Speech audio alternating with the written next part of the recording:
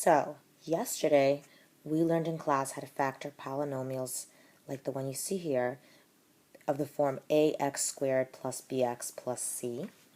So the basic idea that we did yesterday was we had this whole method step by step where we could get the factors. Today I want to talk a little bit about how to use a guess and check approach to figuring out the answer. This is the method that's shown in your textbook.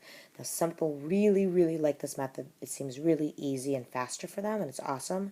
And other people it does not work. They can never seem to guess the right thing and it takes a really long time of trial and error. So this is just a method to show you. You might like it, you might hate it. Just give it a shot, see what happens. So the basic idea is you basically look at the front term, which is the 3n squared, and you think about what could multiply to make that. You know that your answer, your factors, are going to have these parentheses, and you know that when you do your multiplication, you're going to have a binomial here and a binomial here. And when you do all your double distributing, the first two terms, when they multiply times each other, it's going to have to make 3n squared. So there's not that many options for what can happen to multiply to 3n squared. Basically, 3 is prime, so the only real options are 3n and n. So the 3 times 1 is only going to make 3, and n times n to make the n squared. Then we can look at the last terms. The last term here is negative 4.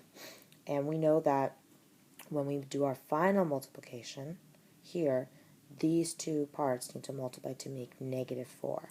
This part is where the guessing comes in, because there's not just one way to multiply to negative 4. We need to think of two things that multiply together to make negative 4. And there's lots of options. Let's write some of them down. Well, we could do positive 1 and negative 4. We could do negative 1, positive 4.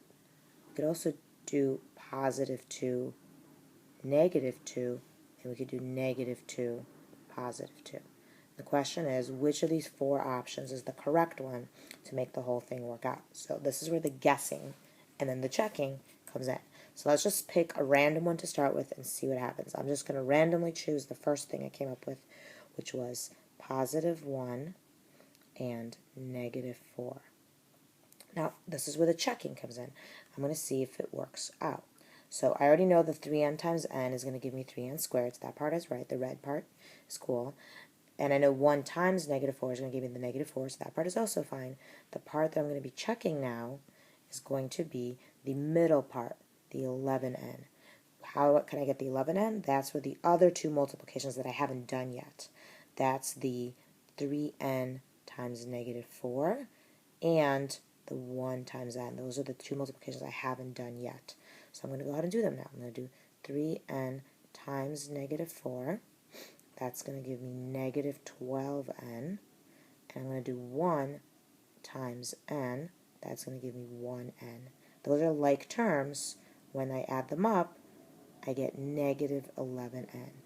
But wait, look back at your middle term. It was supposed to be positive 11n, not negative 11n. So that means that we basically did the right numbers, but we didn't do the right signs. So we're going to go back. I'm going to erase this. So I'm going to erase that. Erase. All these nice erasings. I'm going to come back, and instead of positive 1 and negative 4, I'm going to try, switch my colors here.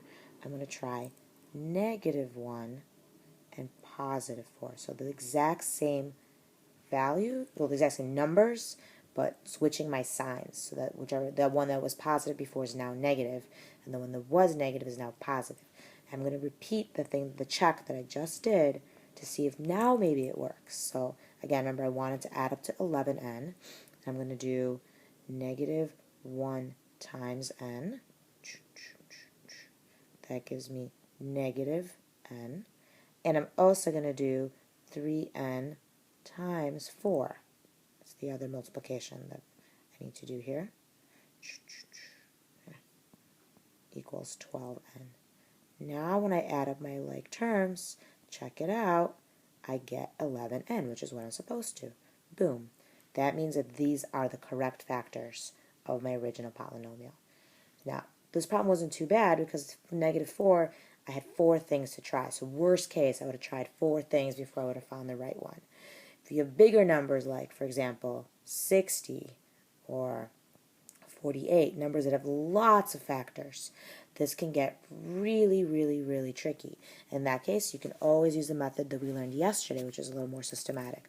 This is a really nice method to use only when we have relatively small numbers like -4 or 3 that have pretty straightforward and easy factors. Okay, so I'm going to give you guys some problems to try now. Mrs. Krull is going to help you out in class to see if you can try to get these using guess and check, and then you guys can get started on your homework. Cool. Enjoy your class.